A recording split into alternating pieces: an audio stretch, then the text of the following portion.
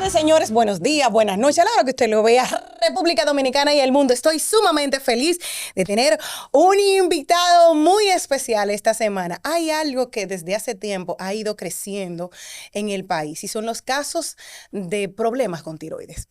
Dicen que por las antenas, dicen que aún no se tiene realmente la causa, pero sí de que ha ido un aumento importante en todo lo que tiene que ver con problemas de tiroides. Y hoy traigo un médico especialista, miren, es ginecólogo, endocrinólogo, obstetra y laparoscopista. Dije que lo iba a decir bien, pero al final salió.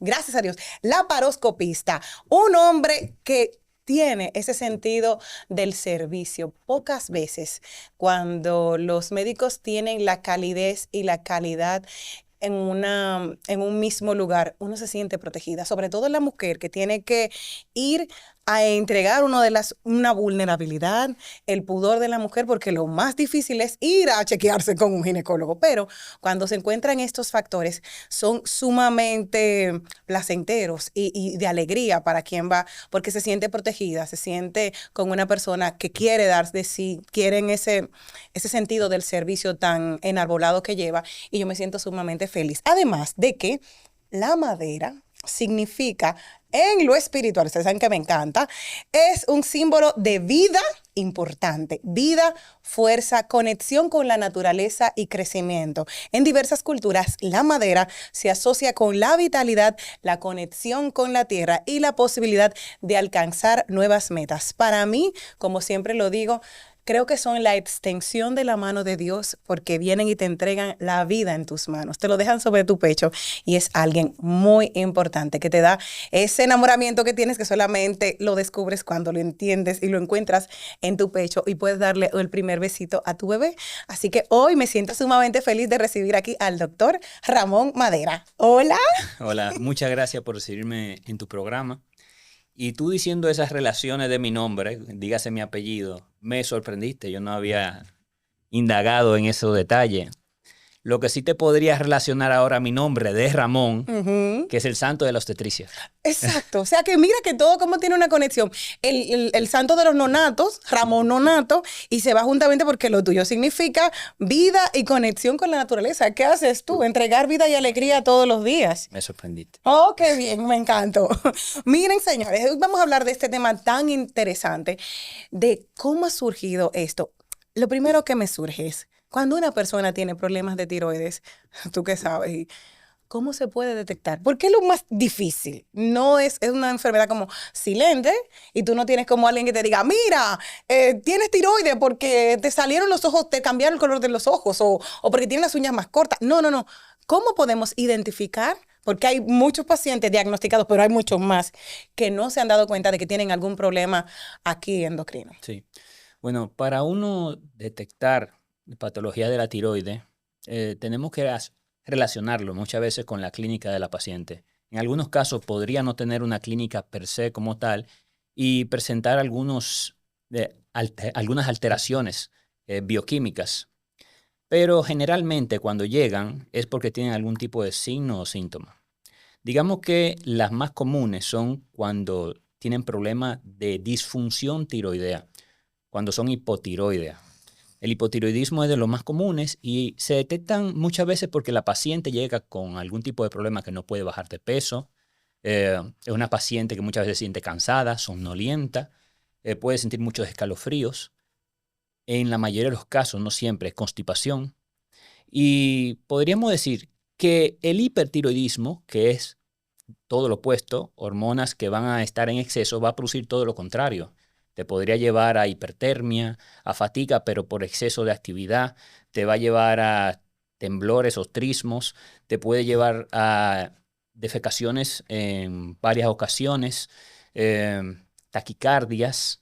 En fin, viene acelerando el metabolismo, lo cual nos haría pensar en una paciente que tenga características como esta, en que podría tener hipertiroidismo. También hay algunas características físicas que en algunas condiciones podríamos tener exoftalmo. Eso es, los ojos se brotan un poquito y es porque se le llena de grasa en la parte retrocular y eso se asocia con la enfermedad de Graves-Basedow. Es una enfermedad que destruye la glándula en sí y te genera hipertiroidismo. Pero, de todas maneras, podríamos decir que la mayor cantidad de pacientes que vamos a tener con problemas tiroideos van a ser disfunciones, que van a ser hipotiroideas, y muchas veces pacientes que no van a tener ningún tipo de signo o síntomas, que van a presentar hipotiroidismo subclínico, que se detecta en los análisis, muchas veces pacientes que tienen dificultad para quedar embarazadas o que tienen menstruaciones irregulares, entre algunos otros síntomas, pero generalmente son pacientes que le hiciste una química y ahí salió esa alteración en los parámetros que no necesariamente van a darle síntomas, sino que es subclínico porque simplemente está en papeles con unos numeritos que podrían alterar alguna de las funciones de ella. Esto viene de herencia, esto fue la lotería que te tocó, porque ahora tú hablando, cuando decías, ¿a quiénes son los que se le brotan los ojos? Los Hipertiroidismo. de hiper. Pero yo, Hiper. hiper. Y yo tenía una amiga que dijo, no, yo tengo problemas de tiroides y nadie lo notó. Hasta que pasado unos 6, 7 meses comenzó a tener eso de brotarle los ojos hacia afuera. Y dice ella, miren, es que me duelen mucho los ojos y dice ella, casi no lo puedo cerrar ya. O Sí. sea, que era una de las condiciones que visiblemente se vio. Y claro, nosotros como estábamos como, bueno, ok, perfecto, nos fuimos adaptando Sí. y claro, tú no le vas a decir, tiene los ojos brotados por eso. Sí. Entonces, ¿qué se puede hacer con esos Bueno, casos? primero es que en el hipertiroidismo, cuando se detecta con ese softalmo, no necesariamente tiene que pasar. En algunos casos puede presentar el softalmo. Entonces ya es una condición que posiblemente tiene larga data y por eso tiene ese cúmulo de grasa ahí. Digamos que más fácil es detectar un bocio. El bocio es el crecimiento de la glándula.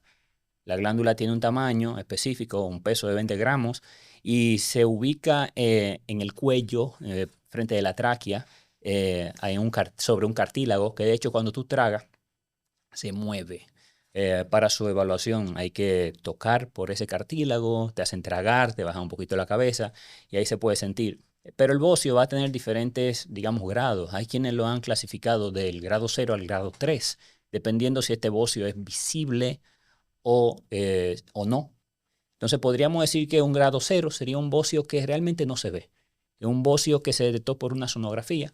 Eh, un grado 1 puede ser un bocio que tú lo puedes palpar. Un grado 2 es uno que ya tú lo puedes observar. Y un grado 3 es un bocio que tú desde aquella puerta puedes ver. Esa persona tiene un cuello como de sapo, ¿verdad? Grande. Se ve esa masa. De hecho, no te voy a decir que es una clasificación totalmente aceptada, pero hay algunos maestros que podrían utilizar esa clasificación para determinar el grado del bocio.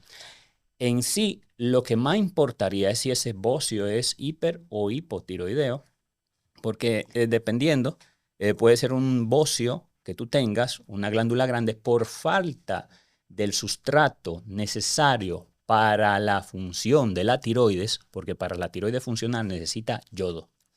Entonces, el yodo es un elemento el cual se une a algunas proteínas, unas globulinas tiroideas, tiroglobulinas, y van a formar las hormonas tiroideas, tiroxina, la T3 y la T4. Estas van a tener una función en el cuerpo que le van a dar actividad, digamos, a diferentes órganos y de diferente manera. Van a activar los diferentes órganos, por así decirlo, y son necesarias para que el metabolismo funcione adecuadamente. Pero entonces, para tener pendiente, me decías algo, porque claro, me das unos pies de amigo buenísimo, que es cómo yo puedo detectar entonces que tengo bocio. Inmediatamente, cómo detectar que tengo problemas de tiroides. Si yo tengo bocio, Sí. sí. Esa es una, para tú No te mirarlo. voy a decir que necesariamente. Ok. ¿Por qué? Tú puedes tener un bocio eutiroideo. Eu significa normal, tiroideo, de la Ajá. tiroide. Un bocio que no te está generando dificultad para la producción de hormona. Pero vamos a entender qué les está pasando. Tú no comes mucho pescado, o tú vives en una zona muy lejos del mar, o la sal que tú consumes no yodada. De hecho, por eso la OMS recomienda ya yodar todas las sales. El 30% de la población tiene un hipotiroidismo subclínico por déficit de yodo, porque de hecho de hace muchos años, miles de años, que la tierra se desyodó. Entonces, por esto hay mucho déficit en la tierra de este mineral. En ese sentido, hay que consumir el yodo de las sales. De hecho, si tú vives en zonas costeras, ni siquiera te lo tienes que comer. Con que vayas a la playa y respirarlo, tú lo consumes, lo absorbes. Entonces, vayan a la playa.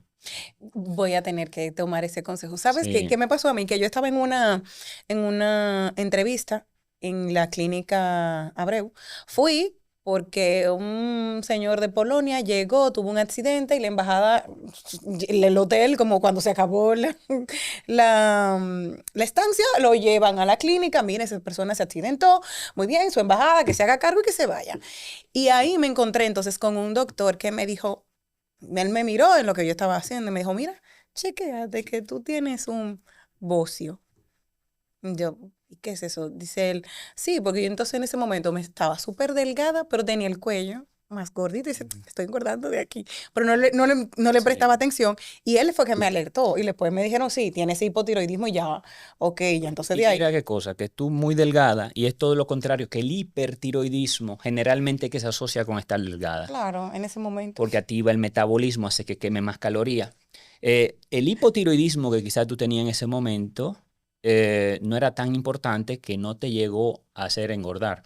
Fíjate que hay varios hipotiroidismos, desde el subclínico hasta algunas enfermedades autoinmunes que te pueden llevar a hipotiroidismo, como la tiroiditis de Hashimoto.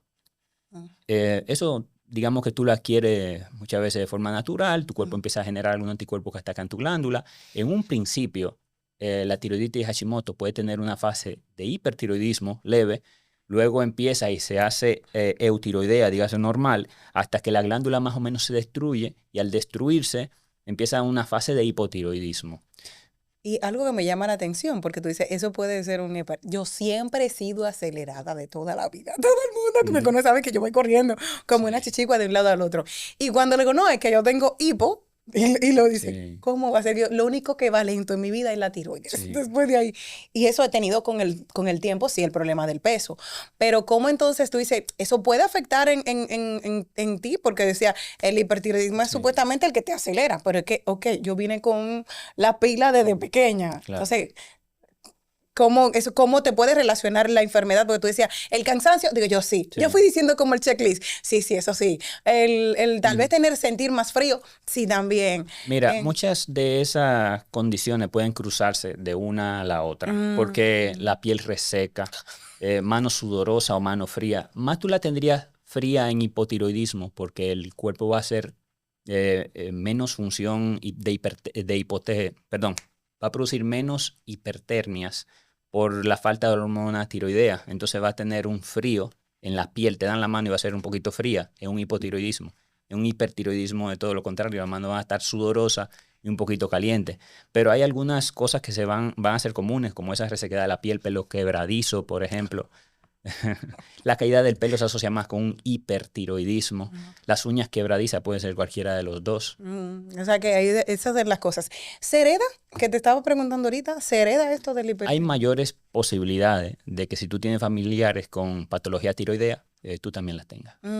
Eso también. Entonces, ¿qué pasa al momento de concebir tanto con una persona que puede tener hiper o hipo?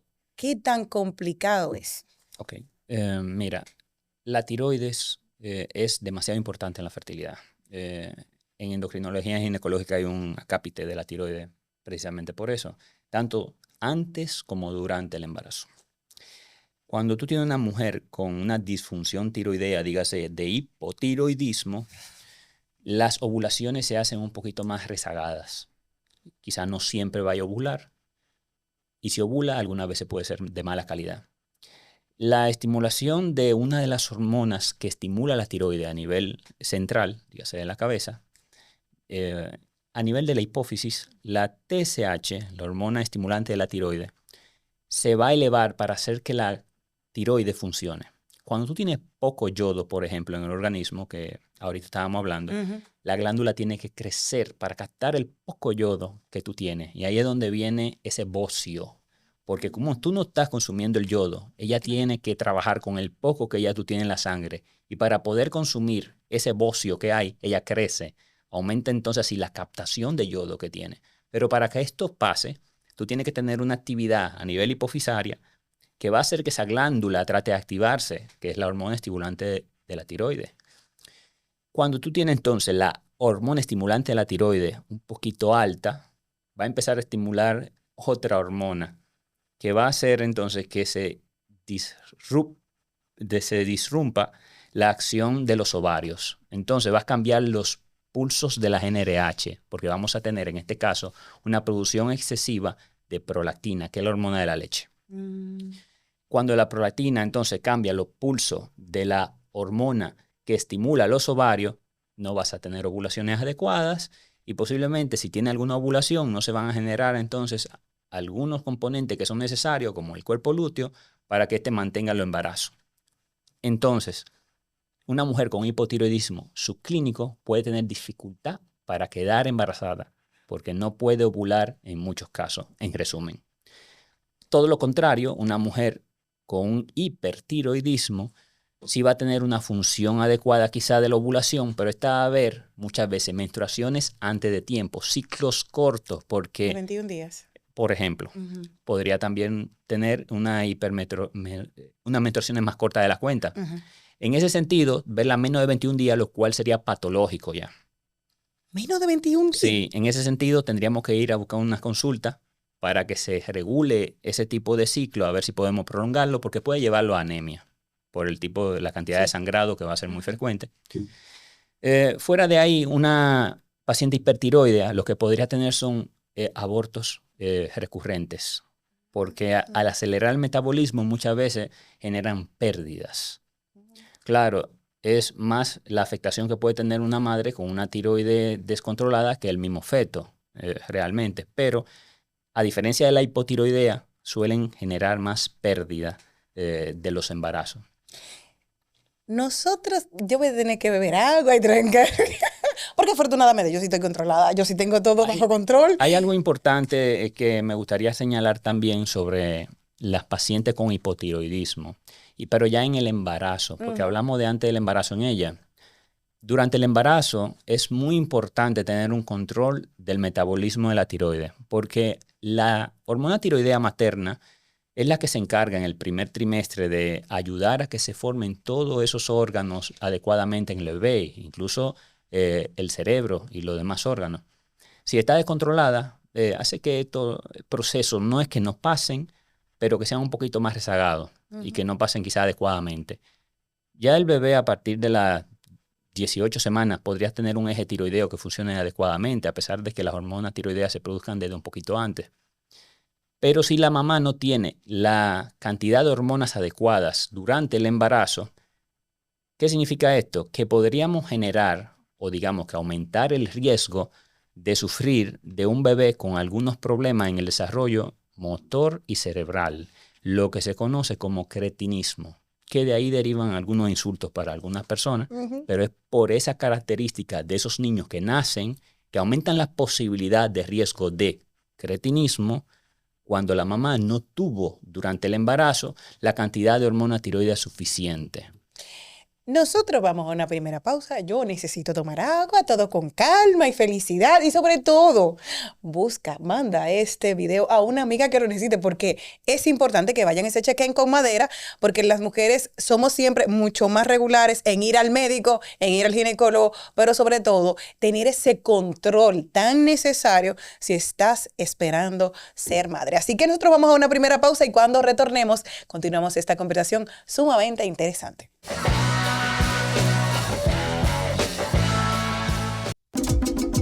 Hola, soy la República Dominicana. Soy el merengue que mueve tus pasos y la bachata que despierta tus recuerdos. Soy la tambora que late con el corazón del pueblo. Soy el sabor de un sancocho compartido, el azul que abraza la bahía de Samaná con sus majestuosas ballenas y las aguas cristalinas que besan las arenas de Cabo Rojo. Aquí, el turismo no es solo un destino, es un ritmo, un llamado a descubrir, a respetar, a sentir. Porque cada sonrisa que encuentras, cada rincón que exploras, es un pedazo del alma que cuidamos con esmero. No vengo solo a sorprenderte. Vengo a contarte que quien llega no solo se lleva recuerdos, se lleva un pedacito de nuestra esencia que lo acompaña para siempre. República Dominicana, reservada para el mundo. Banreservas, firme aliado del turismo dominicano. En el Departamento Aeroportuario procuramos el buen funcionamiento de nuestros aeropuertos internacionales, domésticos y helipuertos estatales, incorporando nuevas infraestructuras que darán soporte a nuestra red nacional de helipuertos. Con eficiencia y transparencia, trabajamos en el desarrollo de la región sur con la construcción de 2 nuevos aeropuertos. Y con el rescate de nuestras terminales domésticas, hemos reactivado la aviación privada no comercial. Definitivamente esto es cambio. Trabajamos para ti, Departamento Aeroportuario. Y ahora, el bateador se prepara con 2 outs.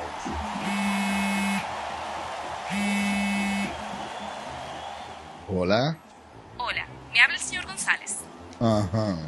Le llamamos porque usted es un cliente preferencial y queremos ofrecerle nuestra tarjeta Gold, la cual tiene infinitos beneficios, entre ellos descuentos en supermercados, salones de belleza, farmacias y acumula puntos para viajes al extranjero, incluso a la luna. Hay mejores formas de evitar llamadas no deseadas. A través de la aplicación de ProUsuario, ahora puedes solicitar que te excluyan de los listados de marketing de las entidades financieras. Descarga la app en Google Play y App Store.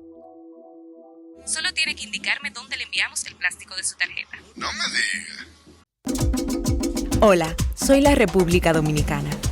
Soy el merengue que mueve tus pasos y la bachata que despierta tus recuerdos. Soy la tambora que late con el corazón del pueblo. Soy el sabor de un sancocho compartido, el azul que abraza la bahía de Samaná con sus majestuosas ballenas y las aguas cristalinas que besan las arenas de Cabo Rojo. Aquí, el turismo no es solo un destino, es un ritmo, un llamado a descubrir, a respetar, a sentir. Porque cada sonrisa que encuentras, cada rincón que exploras, es un pedazo del alma que cuidamos con esmero.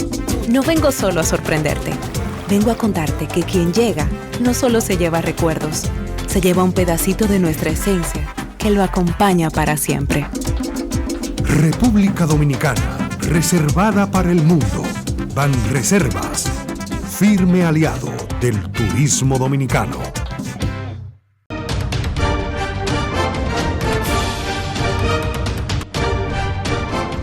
La Cámara de Diputados aprobó y convirtió en ley el presupuesto general del Estado para el año 2025, ascendente a 1.681.728 millones de pesos. También ratificó el acuerdo de transporte aéreo entre los gobiernos de la República Dominicana y de los Estados Unidos.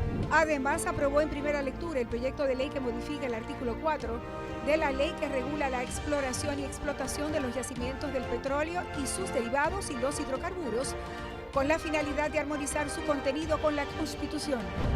Mientras que la Comisión de Relaciones Exteriores y Cooperación Internacional realizó una reunión virtual con María Corina Machado, líder de la oposición de Venezuela, quien presentó las actas originales con el triunfo de Edmundo González Urrutia en las elecciones pasadas.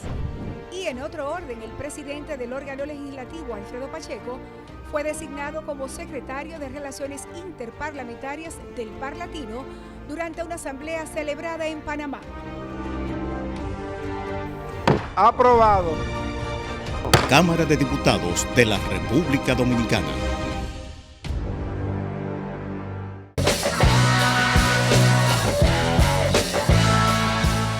Gracias por continuar en este tu programa de Tú a Tú con Jenny Aquino. Yo encantadísima. Señores, óyeme, manda este video a cualquier persona que lo necesite. ¿Conoces a alguien que tiene problemas con la tiroides? Importantísimo tener médicos con la calidad, la preparación, la actualización, como el día de hoy. Mi invitado es el más de los más, el que siempre se va actualizando. Ramón Madera, importantísimo. ¿Cómo detectar cuando necesito un endocrino en mi consulta ginecológica? Porque no siempre tú vas buscando esa especialidad. Sí. ¿Cómo hacerlo? Bueno, mira, como endocrinólogo ginecólogo trabajamos tanto patología tiroidea como problema del azúcar durante el embarazo. Dígase que muchas veces el ginecólogo o obstetra que te está atendiendo puede mandarte a hacer unos análisis de laboratorio, como de la TSH, hormona estimulante de la tiroides, o en algunos casos algunas pruebas del azúcar, una glicemia convencionalmente, y en algunos trimestres te pueden agregar algunas pruebas especiales porque tú tengas algún tipo de riesgos, por ejemplo, familiares diabéticos, o tú hayas sufrido de síndrome ovario poliquístico, diabetes en un embarazo anterior, hayas tenido embarazo macrosómico, dígase más grande de la cuenta anteriormente, o en este mismo embarazo, y te mandan a hacer alguna hemoglobina glicosilada o algún tipo de análisis, como fructosamina, que en algunos casos se pueden hacer. Estos marcadores nos podrían orientar de acuerdo a algunos valores que tú podrías estar cursando con algún tipo de trastorno del azúcar durante el embarazo, algo que podría ser transitorio, como una diabetes gestacional. Ahora, si tú siempre fuiste diabética y te quedaste embarazada, también necesitas tener algún seguimiento de algún endocrinólogo, ya sea un endocrinólogo clínico o un ginecólogo endocrinólogo, en este caso como lo soy yo. Nosotros las recibimos ya sea de otro ginecólogo o porque la hayamos captado directamente en nuestras consultas, porque somos ginecólogos tetras por igual, tenemos nuestra propia paciente y le mandamos a hacer esos análisis durante toda la rutina de laboratorio que se le mandan hacia la embarazada. Para la tiroides también se le mandan a hacer muchas veces en el primer, segundo trimestre sus pruebas tiroideas y desde ahí se le va dando seguimiento de acuerdo a si va presentando algunos síntomas más que otros. Muchas veces las hormonas tiroideas pueden estar alteradas en el primer trimestre del embarazo porque hay una hormona en el embarazo que se produce, que es la beta-HCG. La beta-HCG es la que te dice si tú estás embarazada o no. Gonadotropina coriónica humana. Esa hormona se parece a muchas otras hormonas en la cadena alfa, pero en la cadena beta es única. En ese sentido, se parece a la hormona, en este caso de la tiroides, TSH, en la cadena alfa. ¿Qué importancia tendría esto? ¿Y cómo se come en cristiano? Sí, claro. Bueno, sucede que durante el primer trimestre la beta-HCG se produce en gran cantidad, tratando de rescatar el cuerpo lúteo, que es el que va a producir la progesterona, que es la hormona que mantiene el embarazo. Okay. El cuerpo lúteo es un órgano transitorio que va a durar hasta las 12 semanas. Como él es el que produce la progesterona, para él mantenerse vivo, necesita la beta-HCG. Digamos que ovulaste. Después de que ovulaste, si quedaste embarazada, se siembra el embarazo a los 7 días y va a empezar a producir beta-HCG. Esa beta-HCG va a hacer que el cuerpo entienda que ese embarazo necesita seguir y va a hacer que el quistecito que tú generaste, que se llenó ahora de grasa, llamado cuerpo lúteo o albicans, va a generar una hormona llamada progesterona, que estabiliza el endometrio. Y él la estaba produciendo, pero ahora se va a quedar produciéndola por mucho tiempo, dígase por más o menos 3 meses, 12 semanas. Y luego de ahí se va a degenerar porque a partir de ahí la placenta que se ha formado más o menos a las 10 semanas empieza a producir la progesterona que necesitaría el embarazo. Si no se produce la beta-HCG luego de una ovulación, vamos a lo mismo. Ovulaste, se rompió el folículo, el quistecito, no hubo embarazo, el útero va entonces a durar estable por 3 días, que es lo que dura el cuerpo lúteo en degenerarse, y si no está esa beta-HCG ahí, el útero va a llorar el embarazo que no se produjo con una menstruación. Wow. Bueno, entonces, estábamos hablando de que ¿cómo se necesita? O sea, ¿por qué se necesita eso de ese control? Para saber en qué momento necesito un endocrino. ¿Cómo lo sé? Pues eso es lo que me estabas explicando. Bueno, sí. Básicamente teniendo en cuenta los parámetros de que tú vas a tener, la hormona tiroidea, precisamente era el punto. Estábamos diciendo que cómo se relaciona la beta-HCG con la TSH. Bien. Entonces, esa hormona que van a tener la misma cadena alfa, la beta-HCG no le va a hacer nada a la tiroides, pero la cadena alfa de la HCG va a hacer que se estimule como la misma TSH. Vamos a tener entonces una alteración en la función tiroidea que va a deprimir los valores de TSH tuyo de sangre y va a aumentar la producción de las hormonas tiroideas T3, T4. Lo que significa que podría llevarte a hacer una especie de tiroiditis, pero es una tiroiditis en muchos casos fisiológica o normal, lo que se llama tiroiditis gestacional transitoria. Es algo que hay que darle seguimiento también, mantenerla en observación, porque realmente podría descontrolarse y quedarse como un hipertiroidismo a futuro, pero en general es algo que luego de pasar el primer trimestre, cuando ya la HCG empieza a disminuir, ya la función tiroidea por igual empieza a bajar porque ya no está teniendo ese estímulo, no de la hipófisis, sino del embarazo, que con la beta-HCG la estaba estimulando. A ver si soy buen estudiante. Que de medicina no tengo nada. Pero en el caso de ciertos embarazos, cuando te quedas embarazada, lo que hacen es que te pueden traer un hipertiroidismo momentáneo. Estacional, transitorio, justamente lo dijiste. Bueno, como yo soy buena estudiante, es que tú eres buen profesor, digo, yo estaba muy atenta. Y sobre todo quiero saber cómo se puede controlar la diabetes es gestacional. Me diste ese pie de amigo tan bueno y me llama la atención porque hay mujeres que, claro, en su familia, claro, puede que haya un abuelo, un tío lejano y ya no lo sepa, pero en el momento de que empiezo yo a tener, ¿cómo puedo controlar eso de la diabetes gestacional? Y las mujeres evitar caer en una diabetes gestacional. ¿Cómo lo podemos hacer? Bueno, primero que nada es que hay que hacer una detección con los niveles en sangre de la glicemia. Entonces, si tiene un fotómetro en la casa, un glucómetro de su mamá o la abuela, puede medírselo también con él, pero idealmente es una glicemia plasmática, donde nos va a dar valores más fidedignos. Cuando una mujer no está embarazada, podríamos decir que valores normales de la glicemia son aceptables hasta 100, por debajo de 100, pero cuando está tocando esa raya de 100, uno empieza a pensar en prediabetes. Para hacer un diagnóstico de diabetes realmente se necesitan valores en ayuna de 126 en 2 tomas. 126 en ayuna 2 veces, y ahí te va a dar un diagnóstico de diabetes. Como la curva del azúcar. Esa es otra cosa. Pero para eso también se hace en el embarazo. Se hace, pero a partir del segundo trimestre.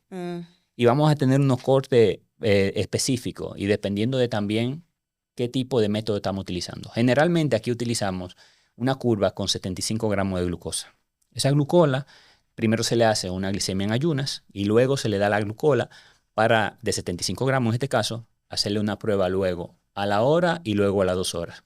¿Cuáles son los cortes que necesitamos? Nosotros utilizamos actualmente 92 en ayuna en una paciente embarazada que ya está en el segundo trimestre y luego de ahí en 180 a la hora y 152 a las 2 horas de haber consumido esa glucola. Si los valores están por encima de ahí, significa que puede tener algún tipo de trastorno, en este caso una diabetes gestacional, si estamos en el segundo trimestre. Si el diagnóstico ella lo tiene por debajo del segundo trimestre, en el primer trimestre, eso fue una diabetes que ella arrastra desde antes. En ese caso, también habría que tratarla. En muchos casos podría ser con dieta, en otros casos habría que agregar algunos hipoglucemiantes orales y en algunos casos se podría utilizar insulina. En la mayoría de los casos, digamos que se utiliza insulina cuando es necesario algún medicamento, pero actualmente hay muchas guías donde se están utilizando hipoglucemiantes orales que ayudan con la resistencia a la insulina, como la metformina, y algunos otros medicamentos que también pueden, hasta el momento, dar algún tipo de ayuda a mejorar los controles del azúcar. Ramón, quiero preguntarte, ¿qué es el otro trabajo que tú haces dentro de tu especialidad? Y es la paroscopista. ¿Lo dije bien? Sí. Ah, yo qué bien, porque mira, estoy como una canción diciéndolo. Muy bonito. Repitiéndolo para que me salga bien. Y quería saber, ¿qué es eso en cristiano para la gente como yo que no sabemos nada de medicina y que tiene como que llega a un 5º grado, para que tú me lo expliques de esa manera maravillosa? Sí. Bueno, con la modernidad se trata cada vez de ser un poquito menos invasivo. Tratar de abrir menos la barriga. Porque la barriga, si hubiese estado para abrirse, trajera un zipper. Gracias. Eso decía un profesor, el cual yo trabajaba con él una vez, y en verdad tiene mucho sentido. No hay algo para tú abrirla fácil, lo que significa que no está hecho para abrirse. La laparoscopía viene a resolver un problema, que es cómo evitar tener que abrir esa barriga de par en par para poder trabajar.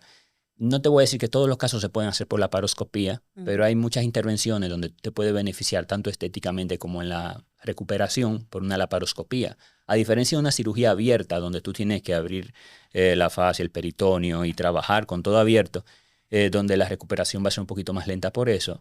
En la laparoscopía se abren unos ojales, uno de 1 centímetro, luego 2 de medio centímetro, y hay incluso algunos puertos que pueden introducir la cámara que son un poquito más pequeños.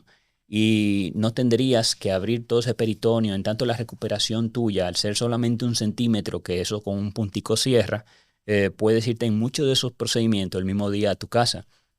Quizá que te preparaste, digamos, para no tener que abrirte como una cesárea porque tú pariste.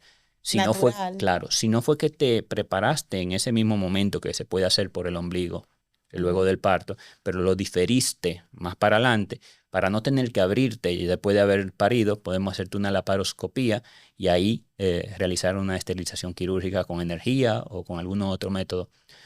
También podríamos decir que hay algunos diagnósticos que se pueden hacer por laparoscopía. La laparoscopía nos va a asistir en muchos casos de endometriosis también. Mujeres que vienen con dolores durante la menstruación, que se asocian a veces, me está por llegar la menstruación, pero me duele la costilla, o me está llegando la menstruación, pero me está doliendo la pierna. Estos focos endometriósicos se pueden encontrar en cualquier sitio fuera del endometrio. Se siembran y empiezan a estimular algunos nervios, causan dolor. Incluso pueden, en algunos casos, generar tumores. Digamos que te hicieron una cirugía o una cesárea muchas veces y te puede salir un foco endometriósico, que es tejido endometrial, en la cicatriz de la cesárea. El foco endometriósico puede aparecer en cualquier lugar, hasta en los pulmones. Hay diferentes teorías al respecto. No te voy a decir que ninguna de ellas sea todavía definitiva, pero pueden haber desde la teoría retrógrada de Samson, que dice que porque la menstruación corrió hacia atrás y se metió por las trompas y se metió al peritoneo y se sembró ahí, dígase que el endometrio se sembró en donde cayó, hasta teorías que pueden ser linfáticas, que van desde unos vasitos que recogen como material proteico de detritos y que por ahí pasan esos anticuerpos o antígenos de la endometriosis y se pegan en cualquier foco, en cualquier lugar, o por la vía hemática que pasó por la sangre y se te sembró en algún sitio un foco endometriósico. Todavía no está muy claro de dónde viene o cómo se genera la endometriosis, pero sí que hay algunas predisposiciones hasta genéticas que podrían asociarse con ella. Siempre asociándolas con un exceso de estrógeno en la mayoría de los casos, porque son focos que se van a estimular, al igual que el endometrio, con estrógeno y que van a responder también, en la mayoría de los casos, a las progesteronas. Yo estoy aquí oyéndote y es claro, hay tantos términos médicos que voy tratando de abrir como el mensaje de muchas cosas, pero lo que me sorprendió entonces es que tú dices, claro, si tienes endometriosis te duele el vientre, normal, es lo que yo sabía, pero no que te dolía una costilla, que te dolía una pierna, que te puede doler incluso en cosas. Es muy complicado para una mujer con endometriosis quedar embarazada. Mira, o sea, o es imposible. Háblame de eso. Tú has hecho una pregunta muy interesante. Así como te dije que la endometriosis se puede pegar en el diafragma.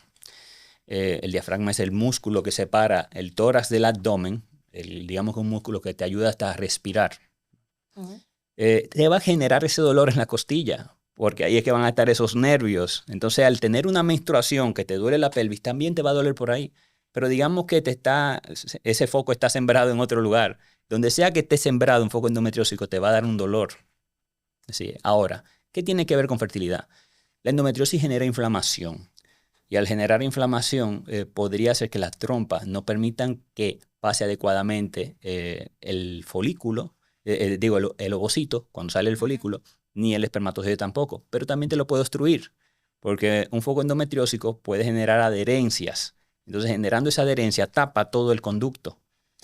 O sea que sí, solamente se podría hacer un embarazo. Si tú tienes endometriosis, si tienes ese deseo inmenso de ser madre, ¿solo podría ser por in vitro? No necesariamente, pero fíjate que hay una condición donde hay una endometriosis en el ovario que se llama endometrioma. En ese caso, si en este caso la paciente tuvo que quitarse el ovario, le queda otro, ahí no habría que hacer necesariamente in vitro, pero hay algunas que sí van a necesitar in vitro a pesar de todo, porque la endometriosis es muy complicada, en tanto de que la misma inflamación que genera de por sí puede dificultar que se logre un embarazo.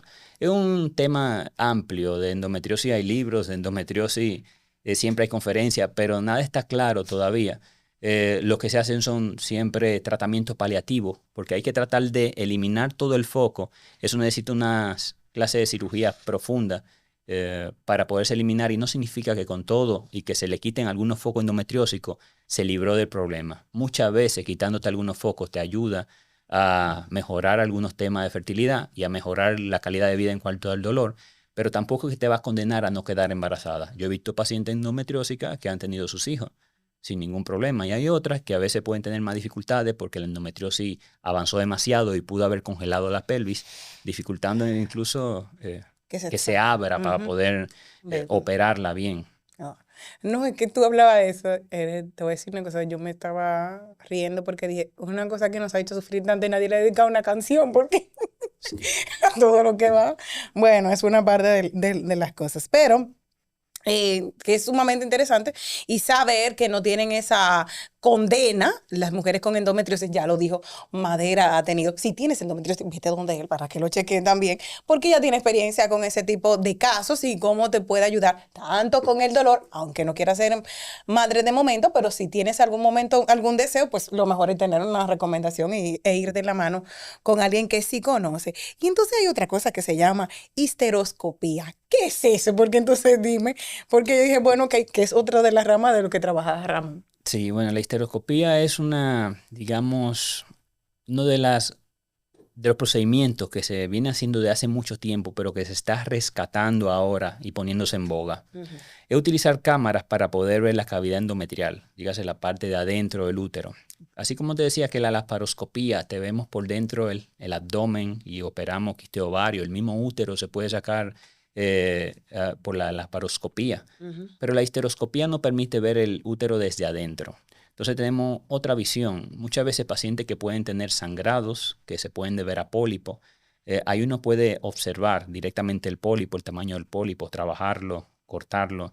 También hay pacientes que pueden tener muchas veces un dispositivo intrauterino perdido y que para no entrar a ciegas a sacarlo, sí, se le desprende el hilo o ya sea que a veces el útero crece un poquito y lo absorbe. Para uno tratar de encontrar ese dispositivo, la histeroscopía es un recurso válido porque con una cámara tú entras y con una pincita y el mismo histeroscopio puedes sacarlo. Y a diferencia de otros procedimientos que se hacen en el útero para extraer ese tipo de dispositivo, no lo estás haciendo a ciegas, va directamente guiado con una cámara, lo cual te da una ventaja de que si muchas veces también poniendo un dispositivo podría perforarse el útero, tú podrías entrar con un histeroscopio si te lo permite, si no es exactamente. En dado caso de que no haya sido una perforación, porque si se perforó muchas veces, la manera en la que el útero se distiende, que con líquido no va a poder distender con el histeroscopio. O sea, que es más seguro y menos invasivo, sobre todo para nosotros. A mí todo esto me ha dado grima. Yo imaginando, porque yo voy teniendo como una película de terror en lo que tú vas en tu día a día de lo que es tu trabajo. Sí. Yo lo voy mirando. Si supieras que todo lo contrario, la histeroscopía hace que sea menos terrorífica, porque tú estás inspeccionando, claro, porque tú estás inspeccionando con una cámara ahora, tú estás viendo adentro del útero. Antes no había una manera, los procedimientos, la mayoría de biopsia, se hacían a ciegas. Tú tratabas de coger una biopsia de un pólipo o de lo que sea por un sangrado y tú raspabas con una canulita a lo que salga.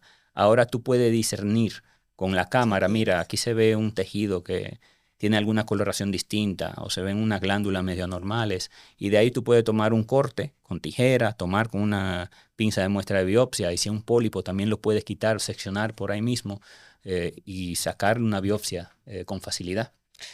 Bueno, señores, nosotros vamos a una segunda pausa. Yo tengo que seguir tomando agua para ir asimilando todo lo que mi profesor el día de hoy me ha ido diciendo. Y sobre todo, importante, vienen dos temas por ahí. Rejuvenecimiento vaginal, ¿qué está pasando con eso? Que está de boga en boga. Y lo otro, se lo dejo de sorpresa para cuando retornemos. Retornemos en breve.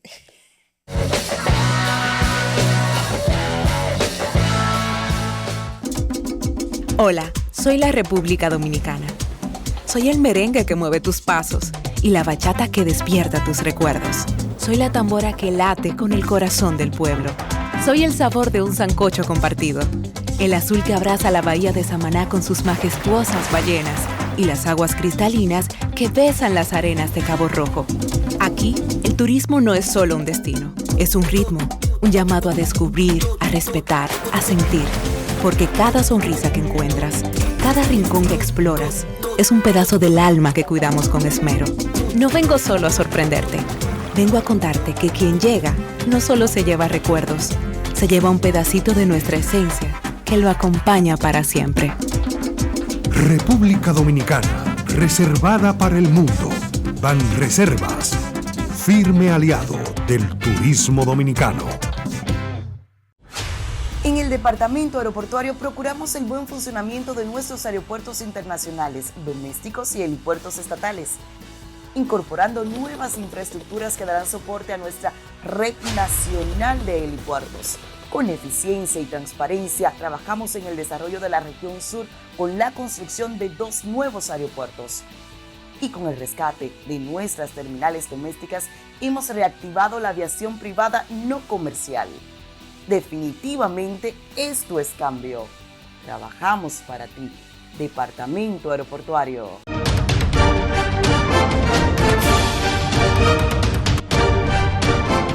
La Cámara de Diputados aprobó y convirtió en ley el presupuesto general del Estado para el año 2025, ascendente a 1.681.728 millones de pesos. También ratificó el acuerdo de transporte aéreo entre los gobiernos de la República Dominicana y de los Estados Unidos. Además, aprobó en primera lectura el proyecto de ley que modifica el artículo 4 de la ley que regula la exploración y explotación de los yacimientos del petróleo y sus derivados y los hidrocarburos, con la finalidad de armonizar su contenido con la Constitución. Mientras que la Comisión de Relaciones Exteriores y Cooperación Internacional realizó una reunión virtual con María Corina Machado, líder de la oposición de Venezuela, quien presentó las actas originales con el triunfo de Edmundo González Urrutia en las elecciones pasadas. Y en otro orden, el presidente del órgano legislativo, Alfredo Pacheco, fue designado como secretario de Relaciones Interparlamentarias del Parlatino durante una asamblea celebrada en Panamá. Aprobado. Cámara de Diputados de la República Dominicana. Y ahora, el bateador se prepara con 2 outs.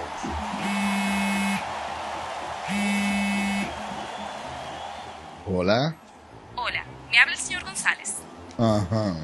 Le llamamos porque usted es un cliente preferencial y queremos ofrecerle nuestra tarjeta Gol, la cual tiene infinitos beneficios, entre ellos descuentos en supermercados, salones de belleza, farmacias y acumula puntos para viajes al extranjero, incluso a la luna. Hay mejores formas de evitar llamadas no deseadas. A través de la aplicación de ProUsuario, ahora puedes solicitar que te excluyan de los listados de marketing de las entidades financieras. Descarga la app en Google Play y App Store.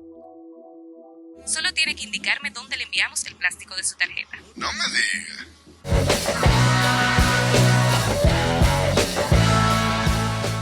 Gracias por estar en la parte final de este tu programa de Tú a Tú con Jenny Aquino. Estamos aquí con el doctor Ramón Madera. 2 preguntitas importantísimas. ¿A qué edad se tiene que ir a tu primera consulta ginecológica? Bueno, esa es una muy buena pregunta. Realmente no hay un consenso en sí de una edad y va a depender mucho de la salud pública de cada país. En ese sentido, si ya es una paciente que empezó actividad sexual, sería bueno que empiece a asistir a ginecología. No te voy a decir una edad por tema de que no estamos incitando a adolescentes a que hagan cosas que no deberían quizás de hacer, pero desde que una mujer empiece con actividad sexual, sería recomendable que asista a una consulta de ginecología, ya sea para orientación, planificación o hasta para una especie de screening que podríamos hacer para detectar de forma precoz el cáncer. Y ahí me refiero al Papa Nicolau, el cual en algunos países actualmente se recomiendan que se hagan a partir de los 21 años. Claro, no significa que quizá todos los ginecólogos se quieran apegar a eso. Muchos te van a recomendar que cuando tenga actividad sexual, que la inicie, te lo empiece a hacer al año quizá. Por la exposición, muchas veces uno no sabe la cantidad de personas o parejas sexuales con las que ha estado una persona o con la que tú pudiste haber estado y que esa otra persona tenga también otras personas en igual cantidad o mayor que tú, las cuales te pueden hacer propicia a tener contagio con el virus del papiloma humano, del cual, digamos que el 90% de la población sexualmente activa ha estado expuesto. Dígase que el que tiene actividad sexual es muy probable que lo haya tenido en algún momento de su vida, y cuando digo que haya tenido es porque se puede eliminar. No es como algunos virus que el cuerpo no lo va a eliminar. En este caso sí, por eso hay vacuna. Te puede vacunar contra el virus del papiloma humano. Actualmente hay una vacuna que tiene 9 cepas del virus, algunas que producen verrugas y algunas que se asocian más con altos riesgos para cáncer de cervix. Entonces, digamos que su primera consulta yo le recomendaría, si es una paciente que no ha tenido actividad sexual, que la podría hacer quizá a los 18 años, a menos que tenga algún problema, un trastorno de sangrados anormales, que no esté viendo la menstruación, que tenga algún tipo de infección, porque no solamente las infecciones vaginales se generan por actividad sexual. La mujer va a tener bacterias en su organismo, en la mayoría de los casos buenas, pero algunas que son patógenas. Y por algunas condiciones a veces tus defensas pueden bajar. Y esos microorganismos patógenos que vivían en ti, pero controlados en una cantidad específica, empiezan a crecer de forma desmedida y empiezan a generarte una infección genital en este caso.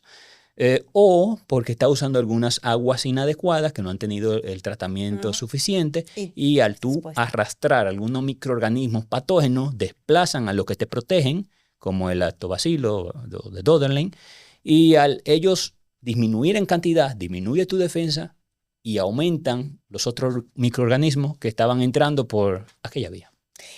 En el caso de rejuvenecimiento vaginal, ¿qué tanto se está pidiendo y cuáles son las bondades que tiene hacerse un rejuvenecimiento vaginal? Está muy de moda ahora mismo. Como regalo de aniversario. Sí.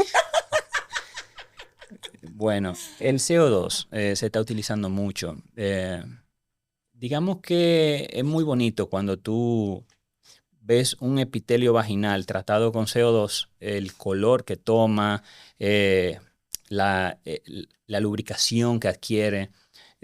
Cuando tú ves una paciente que muchas veces llega con alguna resequedad o algunos síntomas de infecciones recurrentes y se da un tratamiento de CO2, tú ves la diferencia, ella siente la diferencia.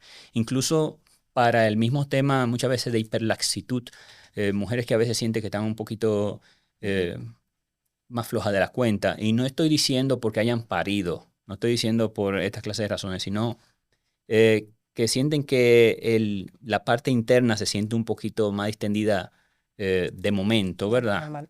Claro, el CO2 hace que ésta se contraiga un poquito, lo cual le da mayor satisfacción y placer al momento del acto sexual.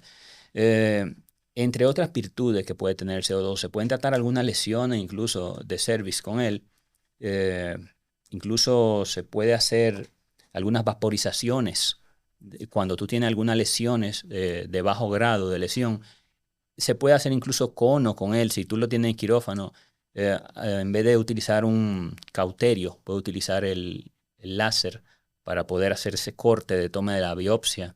En fin, el láser se está utilizando actualmente en ginecología en muchos temas estéticos, desde corte, peeling, entre otras cosas. Perfecto. Nosotros, ¿dónde estás? ¿Cuál es tu clínica? ¿Dónde te pueden encontrar? Bueno, estamos en la Clínica Independencia. Eso está por el Cacique, en la Avenida Independencia número 301, en el edificio de consultorios 1. Estamos hasta el fondo. Ahí preguntan por el Dr. Ramón Madera. Estamos también en Instagram como Dr. Madera G. Para servirle. Ahí tienen la información de cómo encontrarnos y nuestro servicio que hacemos. Y ahí para traer vida a este mundo de la mano de un profesional que siempre lo da todo. Gracias, Ramón. Este espacio siempre es tuyo. Cuando tú quieras venir a hablar de lo que sea, tú vienes, que yo me voy a controlar para no reírme fuera de, porque yo me voy imaginando todo. Entonces, claro, soy muy gráfica y me voy riendo, chico, pero nada. Espero que te lo hayas pasado tan bien, que no te haya dolido como en tu entrevista aquí. No, estuvo maravillosa, me sentí como en casa, cómodo. Qué bueno. Todo fluyó. Te voy a traer un juguito de chinola para la próxima. El chinola no, porque tengo referencia de que el jugo de chinola... No, yo me lo bebo. Que llevamos el jugo de chinola. Mira, ahí está Santiago preocupado. No, Santiago, bien. Tú hazme caso a mí, que la cosa va bien. Eso es una mentira. Eso fue... Es un mito urbano. La chinola no lo tumba. Eso fue otro para que no le cogieran las cosas de nada. Pero ya, nosotros vamos a volver. Nada, les tengo 3 palabras importantísimas para la semana que viene. Dios les bendiga. Nos vemos el sábado que viene en mi besito Bermúdez. ¡Mua! Bye, bye.